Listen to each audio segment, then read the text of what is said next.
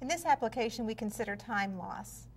A watch loses 2 minutes in 10 hours. At this rate, how much will it lose in 24 hours?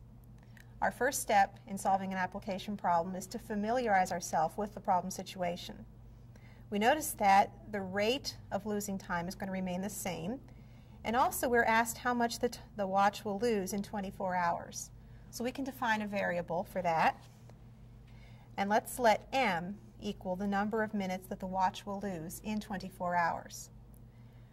We're ready now to go to our next step in the problem-solving process, and that is to translate the problem into mathematical language.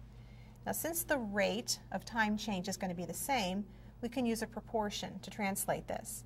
We need to be careful that we put the same units in the numerator of each ratio and the same units in the denominator.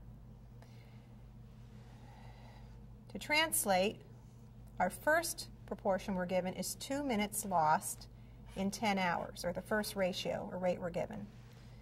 This is minutes lost. This is how many hours it took. So our other ratio has to have minutes lost in the numerator and how many hours it took in the denominator. Now we're asked how many minutes it will lose in 24 hours, so the 24 should go in the denominator. And we define m to be the number of minutes the watch will lose in the 24 hours, so we write m. Since the rates are the same, we can set these equal to each other, and we have a translation to mathematical language. So our third step is to solve that equation.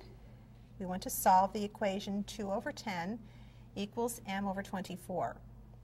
To solve this, we'll equate cross products. The cross products are 2 times 24 and 10 times m. So we write 2 times 24 equals 10 times m. To solve for m, we divide both sides by 10, and we get 2 times 24 divided by 10 equals 10 times m divided by 10. On the right side, this simplifies simply to m. And on the left side, we multiply 2 times 24, we get 48.